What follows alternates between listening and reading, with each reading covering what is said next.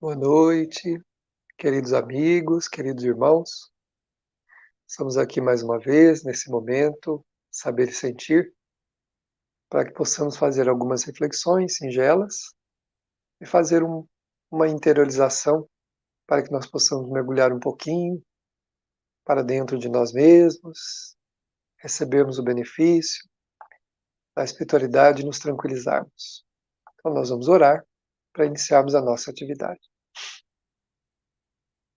Queremos pedir a Jesus que, em sua bondade, em seu amor, nesse momento nos assista a mente e o coração, que os pensamentos possam ser conduzidos com equilíbrio, com paz, e que o nosso coração possa desfrutar da tranquilidade íntima que necessitamos para o aprendizado, livrando-nos das aflições, das intranquilidades. Obrigado, Senhor, pelo carinho, pelo amparo que nos concede sempre. Abençoe-nos, abençoe a todos que nesta noite estamos aqui juntos. Obrigado, Senhor. Bom, nós vamos dar sequência, então, ao saber e sentir, lembrando que nós iniciamos um novo livro, né? É o livro Rumo Certo, também de autoria do Espírito Emmanuel, psicografia de Chico Xavier, que é um rumo realmente para nossas vidas, né? E hoje nós vamos ao capítulo número 2, que nós pulamos, né? Nós temos o número 1, capítulo 1, e fomos para o 3. Anotamos aqui a data errada e fomos para o 3. Agora nós vamos fazer o número 2. O capítulo 2 não foi refletido. Depois da semana que vem nós vamos para o 4. Então hoje é o número 2, intitulado No Mundo Pessoal. Quando te observares na verdadeira posição de criatura imortal, nascida de Deus, com estrutura original, de certo te habilitarás a compreender que o Criador te conferiu tarefas individuais que deves aceitar por intransferíveis. Né? Então, quando nós compreendermos a nossa condição de espíritos imortais, nascidos de Deus, com uma estrutura original, ou seja, somos únicos, então não houve engano da parte do Criador, que concedeu aos seus filhos provas semelhantes apenas por agrupá-los por seu interesse. Não, nós somos criaturas originais, fomos criados por Deus individualmente. Né? Nós começamos a brincar dizendo assim que Deus não tem um carimbo de criar, né? De criar os espíritos. Deus, na sua bondade, no seu amor, cria os seus filhos pelos seus atos de amor. Né? Quando a gente compreender isso, nós vamos perceber que as tarefas que nós temos nesse mundo, elas são nossas, individuais, e são intransferíveis. Né? Não tem como passá-las para outro, não tem como não realizarmos elas, porque elas são para nós, para o nosso crescimento, para o nosso aprimoramento, para a nossa evolução. Nós estamos aqui no momento certo, na hora certa, com tudo certo, com aquilo que nós precisamos para a nossa caminhada. Reflete nisso. Ninguém possui o trabalho que te foi concedido executar, conquanto algumas vezes a obra em tuas mãos possa assemelhar-se, de algum modo, a certas atividades alheias no levantamento do progresso geral. Ninguém dispõe da fonte dos teus pensamentos, plasmado por tua maneira especialíssima de ser.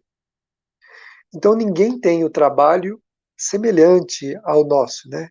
Foi concedido para nós executarmos. Cada um de nós estamos na Terra, na esfera de trabalhadores, de servidores da vida, servidores da seara do Cristo na Terra, com tarefas individuais, né? Ninguém possui um trabalho no sentido de que é para o progresso dos outros.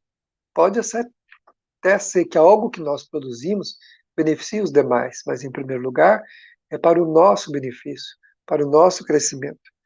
Ninguém dispõe da fonte dos teus pensamentos, né? Plasmados por tua maneira especialíssima de ser. Então nós temos individualidades no pensamento, ou seja, nós somos únicos no nosso jeito de pensar. Ninguém pensa igual a nós. O circuito, o círculo do pensamento transita na mente de maneira particular, porque somos únicos, né? Qual sucede com as impressões digitais? A voz que te serve se te erige em propriedade inalienável. Então a nossa voz é nossa, né? Lógico que o espírito aproveita-se da genética e tem o corpo que aquela linhagem daquela família possui. Porém, as características que ele vai imprimir nesse corpo, limitações, algum progresso intelectual, moral, não é da linhagem da família, nem mesmo daquele corpo, é do espírito. Então, nós somos únicos nesse sentido, né? A nossa voz, né? Quando nós falamos, nem tanto só pelo timbre, né? Mas, sobretudo, pelo nosso jeito de falar. O que nós falamos tem relação com a nossa natureza, com a nossa natureza espiritual, com o espírito que somos. Em qualquer plano, em qualquer tempo, mobilizas todo um mundo interior, de cujas manifestações mais íntimas e mais profundas os outros não participam. Então, na intimidade, né, no nosso mundo interior, qualquer tipo de manifestação é única, é nossa, né? Cada um de nós fazemos as coisas por razões muito próprias. Embora no exterior a gente possa parecer com o outro, né? As atitudes são semelhantes, mas cada um de nós fazemos as nossas coisas por razões muito próprias, com valores muito próprios nossos. Como dizem os espíritos venerandos, né? Ninguém dá o que não tem. Cada um de nós dá o que tem. Então a gente movimenta interiormente os nossos sentimentos, o nosso coração, conforme os valores que temos, conforme a evolução que nós temos. Ó. Então, em qualquer plano, em qualquer tempo, o nosso mundo interior se manifesta como? Como nós somos, com os valores, com os recursos, com aquilo que nós temos. Por isso é que cada um de nós é inteiramente responsável pela sua vida, pelas suas ações. Em face disso, estarás em comunidade, mas viverás essencialmente contigo mesmo, com os teus sentimentos, diretrizes, ideais e realizações. Mais uma vez, lembrando que nós somos únicos. Nós vamos viver em comunidade, mas a evolução se dará, o progresso se dará com as nossas escolhas, com as nossas decisões, com o uso do nosso livre arbítrio. Nunca poderemos em nenhum momento justificar que nós fizemos tal coisa por causa dos outros, pela maneira como fomos tratados, pela maneira como fomos induzidos, seduzidos, enganados. Temos o livre-arbítrio. Pelo livre-arbítrio, podemos fazer as nossas escolhas. E essas escolhas é que determinam que caminhos nós vamos tomar. O que os outros pensam ou acham de nós é um problema deles. Se eles têm razão ou não, continua sendo um problema deles. Porque os atos que nós praticamos é de nossa inteira responsabilidade. Dependente da forma como os outros nos veem, das maneiras com que eles querem nos punir, da forma como eles agem, nós temos um dever consciencial nosso. Né? E quanto mais rigor usamos para julgar os outros, para condenar, para apontar o dedo, a vida fará com igual propriedade e intensidade conosco também. Então, muito mais do que ter a preocupação de ser julgado, ser avaliado pelos outros, o que ninguém deveria fazer, mas muito mais do que preocupar-se com isso, nós temos que preocupar-nos com o que nós fazemos, né? Com o que nós estamos fazendo agora, porque errar, todos erramos. Podemos cometer erros, depois nos arrependemos, depois temos o direito que Deus nos concede de levantarmos e prosseguirmos. Não nos impede de continuarmos trabalhando, realizando o bem, trabalhando no bem da obra do Senhor, porque somos todos imperfeitos.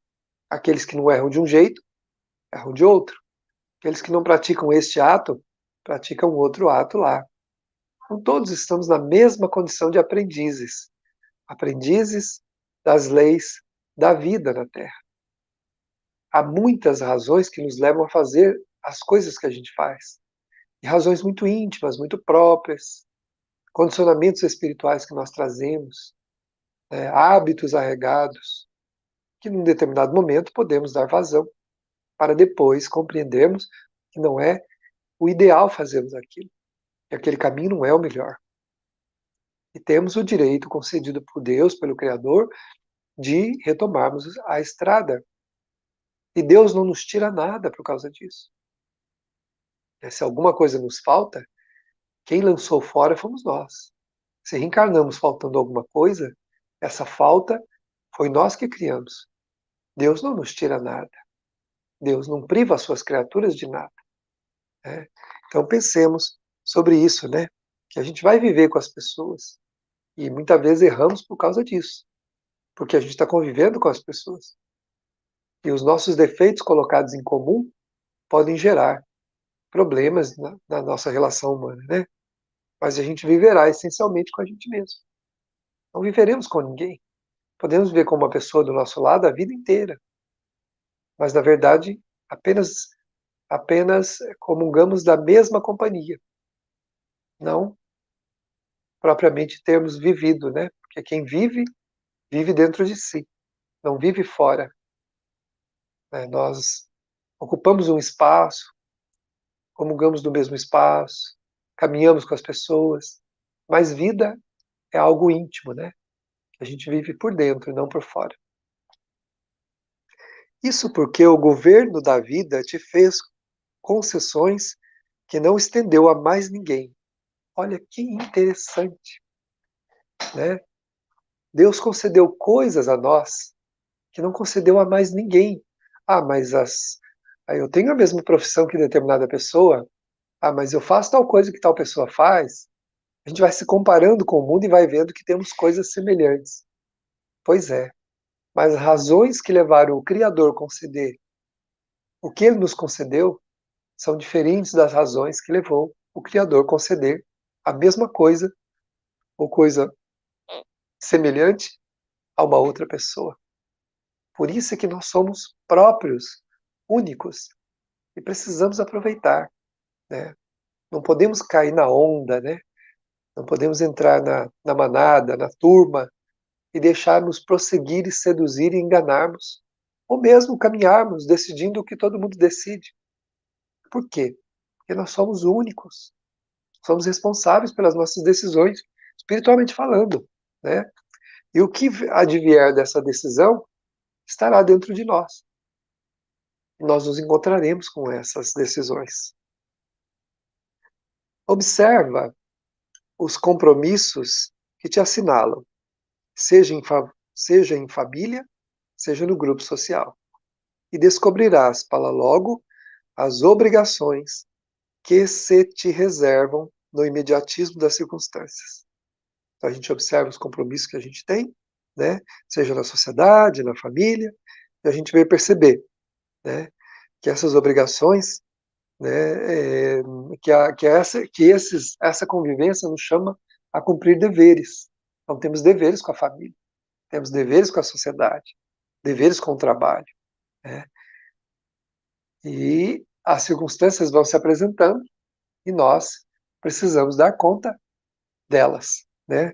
Realizando aquilo que nos cabe, aquilo que nos é próprio. Então pensemos um pouquinho, né?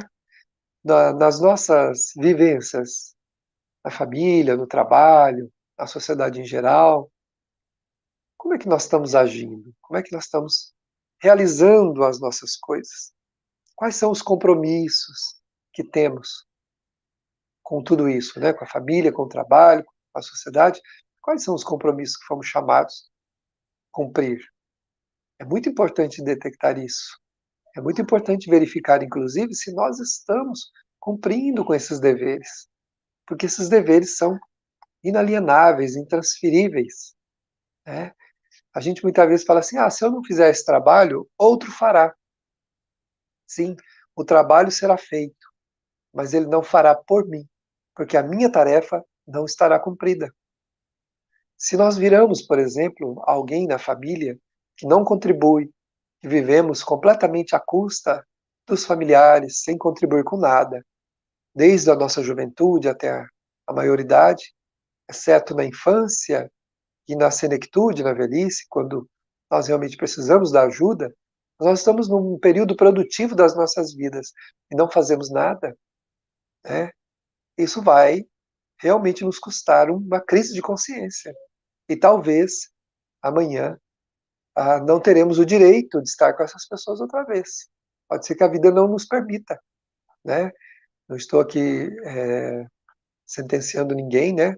Estamos apenas falando de uma possibilidade. Às vezes, numa outra vida, não temos aí a possibilidade de estarmos com aquelas pessoas. Então, quais os compromissos que assinalam a nossa vida nessa onde nós estamos, o que nós estamos fazendo? Ninguém realiza por nós.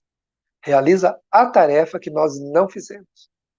A contribuição que a gente não deu, alguém contribuirá. Os passos que nós não trilhamos, alguém trilhará. Alguém dará esses passos na trilha. Alguém sempre proverá aquilo que nós não provemos. Mas não por nós, mas sim aquilo que nós deveríamos ter feito. Por isso, é necessário tomarmos consciência dos compromissos que temos, né? Nenhuma desculpa terá sentido para nós, especialmente quando as dificuldades emocionais chegam, né? Por que que chegam, né? Por que que a depressão chega?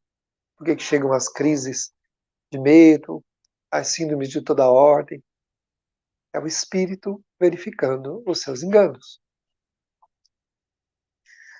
Se falhas no serviço a fazer, alguém te substitui no momento seguinte. Olha só o que nós acabamos de falar. Porque a obra do universo não depende exclusivamente de nós. Entretanto, seja como seja, onde te colocares, podes facilmente identificar as tarefas pessoais que a vida te solicita. Comentamos já o item adiantado, né? Exatamente isso. Se eu não faço alguma coisa, alguém me substitui, mas não faz por mim. Porque a minha parte, aquilo que eu devia ter dado de contribuição, pelo compromisso que a vida me colocou ali onde eu estava, não será feito por mim. Eu ficarei devendo, entre aspas, né? Eu ficarei com a pendência para realizar aquilo. Então a gente se afasta da obra, a gente foge do trabalho, a gente se ausenta do compromisso, da responsabilidade, né? Nós conversávamos com um grupo mediúnico esses dias, né? Um grupo em formação, e comentávamos exatamente isso com eles, né? Falou, olha, vocês têm que verificar se realmente é isso que vocês querem, participar de uma reunião como essa, porque não é uma reunião para a gente começar, dar sequência e depois abandonar, porque é uma tarefa para uma vida, não é para um tempo, é para uma vida. E nós precisamos, né, dar sequência a esse compromisso assumido, porque ele é muito sério. Quis a divina providência viesses a nascer no universo por inteligência única. Deus quis que a gente fosse único, de modo a cumprir deveres inconfundíveis sob a justa obrigação de te conheceres.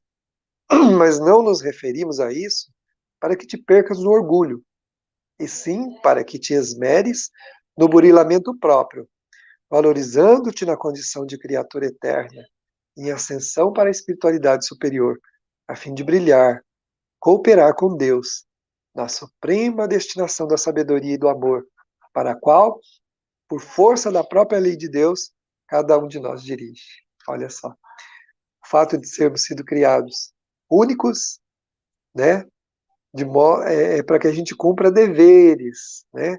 Deveres próprios, inconfundíveis, né? Não para acharmos que a gente, por isso, é especial e não, né, afastarmos-nos das responsabilidades, principalmente aquelas de burilamento, né? Aquela que leva a gente a parar as arestas, né? Todo mundo tem deveres para com as suas arestas, né? Que precisa parar. Todos nós temos. Por isso nós precisamos dar sequência a essas atividades que a vida nos concede, de maneira a burilar o próprio espírito, né? E isso nos valoriza na condição de criatura eterna que está em ascensão. Todos estamos evoluindo, nós estamos progredindo. Somos únicos para realizarmos também obras únicas, que, embora semelhante às dos demais, é única para nós, porque ninguém fará por nós. É importante que a gente pense sobre isso, né? No mundo pessoal, como diz o Emmanuel aqui nesse texto, somos responsáveis por aquilo que a vida nos convida a viver. E não temos como transferir as responsabilidades. Na esfera pessoal, cada um de nós deve burilar-se, deve aprender, deve trabalhar, deve beneficiar não só a si mesmo, mas também, especialmente, os outros, né? Então, Deus nos quer o quê? Ascendendo, evoluindo, brilhando na evolução, né? E assim a gente vai cooperando com Deus na suprema destinação da sabedoria e do amor. Então, a gente vai contribuindo com Deus na obra do amor, na humanidade, em toda parte. Então, que a gente pense um pouco sobre isso, né? Porque Deus se dirige, nesse sentido, a cada um de nós.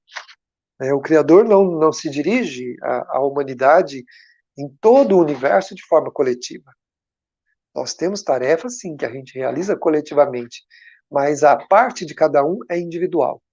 Mesmo que a obra seja feita, cada um deve dar a sua contribuição. E quando Deus se dirige a nós, dirige-se de maneira particular. No mundo pessoal, somos responsáveis pela vida que temos. Então vamos agora, nesse momento, abraçarmos a divina providência, abraçarmos o Mestre venerando Jesus e mergulharmos na sua atmosfera benévola, nas vibrações do seu amor e ternura, a fim de que sejamos confortados. Nos sintamos agora então confortados, amparados, que as vibrações sublimes desse amor de Jesus nos alcance. Nesse momento, recebendo esses eflúvios pacificadores, restauradores, harmonizadores, que nos asserenam, que nos trazem tranquilidade, que nos trazem paz. Adentra-nos a alma, semelhante a uma brisa refrescante de uma manhã, quando o sol, dos seus tímidos raios, ainda permite que os ventos, que as brisas estejam bem frescas, ainda com o frescor da noite.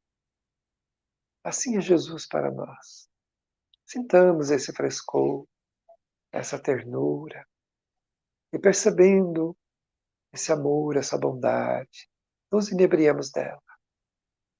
Vibrações que não nos julgam, que nos convidam a prosseguirmos mais um passo, direcionando-nos para o mundo da luz, para as estradas luminosas que nos levarão ao mundo da luz espiritual, que é a atmosfera que criamos em torno de nós.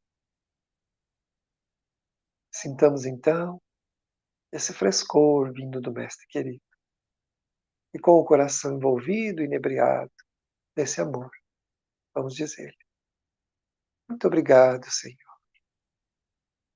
Muito obrigado, meus irmãos.